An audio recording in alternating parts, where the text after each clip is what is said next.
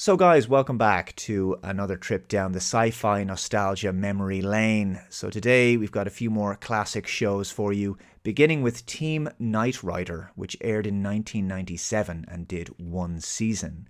The premise seemed like a logical expansion or evolution of the original Knight Rider TV series from the 1980s, albeit without the primary character of Michael Knight, played by David Hasselhoff, or Kit, played by William Daniels.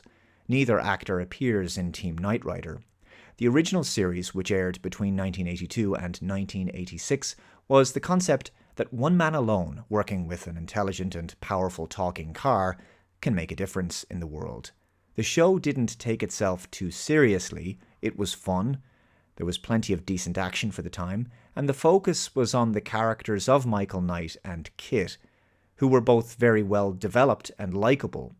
But the reason Team Knight Rider didn't work was because it took itself a bit too seriously, despite its cheesy CGI special effects and underdeveloped characters, and generally bland tone and underwhelming writing. The original show was about one lone, resourceful and heroic man fighting crime and bad guys with the help of a very special vehicle, but the odds were generally against him, making the entire premise very compelling. But with Team Knight Rider, the show is about 5 characters and 5 computerized kit-type vehicles, and they're part of a large organization called FLAG, Foundation for Law and Government. And their base of operations is this very sophisticated, very big airlifter military plane called Sky One. So it's a massive change to the format. It means that they have a huge advantage over most bad guys, making the premise less compelling than the original. Also, because the original Knight Rider focuses on one character, Michael Knight, it meant he could be fleshed out considerably more across the series, whereas Team Knight Rider divided focus across 5 fairly uninteresting characters, and none of them really shone all that well. It's not the actor's fault, it's just the writing that's to blame, I think. The central premise isn't bad. In fact, it's been compared to something like Thunderbirds, for example, but the characters are not nearly as compelling as Michael Knight. We didn't get to know them particularly well, and the AI car characters also lacked the likability and personality of Kit. Incidentally, I remember at the end of the series, in the final episode, they meet up with Michael Knight at his graveside, and they couldn't get David Hasselhoff, so they got this body double. And they filmed him from behind, and you don't see his face. And he's wearing Michael's, iconic leather jacket. And he says to them, "Maybe I can tell you, I'm Michael Knight, or at least I was." And the voice of the actor sounds nothing like David Hasselhoff. And they all react shocked and just stand there for a long pause in stunned silence. The series ends on this cliffhanger. It was one of the worst, cheapest, most cringe moments I can ever remember seeing on television.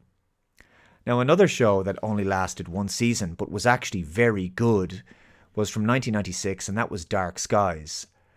This was really designed to be a competitor, an answer to The X-Files, which was obviously hugely popular at the time. But Dark Skies was unfortunately cancelled after just 20 episodes due to low ratings. The show primarily focused on 2 characters, just like The X-Files. These were John Leonard and Kim Sayers, played by Eric Close and Megan Ward, respectively, so it had that Mulder and Scully type feel about it as well. The show also had Jerry Ryan, who would eventually go on to play Seven of Nine on Star Trek Voyager. It was based on the premise that everything we know about history is a lie, and that major historical events of the 20th century have been manipulated by an alien race called the Hive, and they've been on Earth since the 1940s.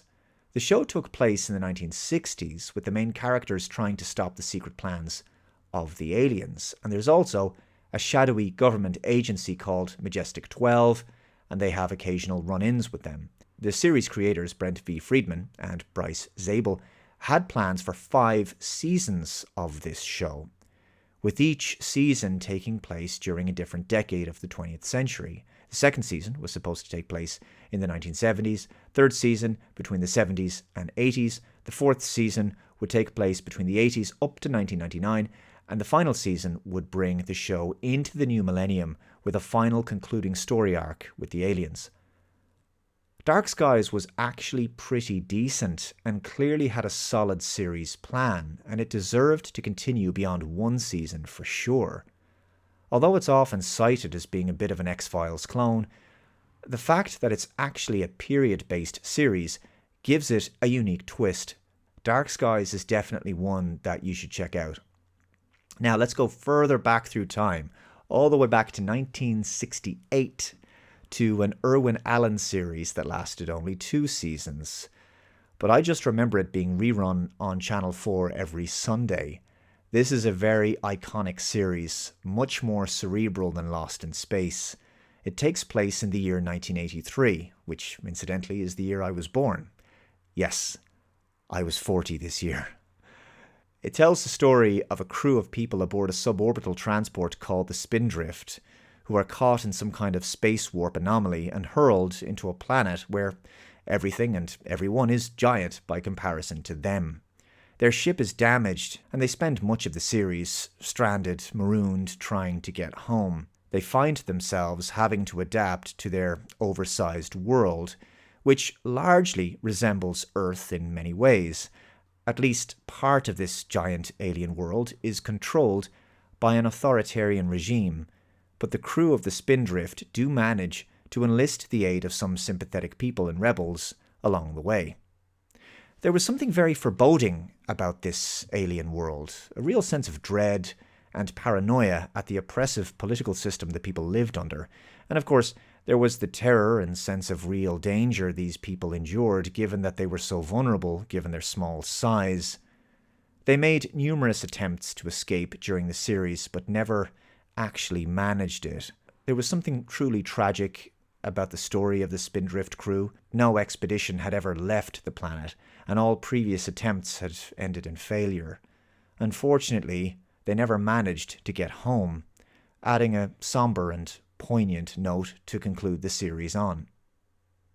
The show's production values were superb for the time, with the oversized sets and props that really brilliantly and very believably sold the idea that the actors were interacting with a giant world.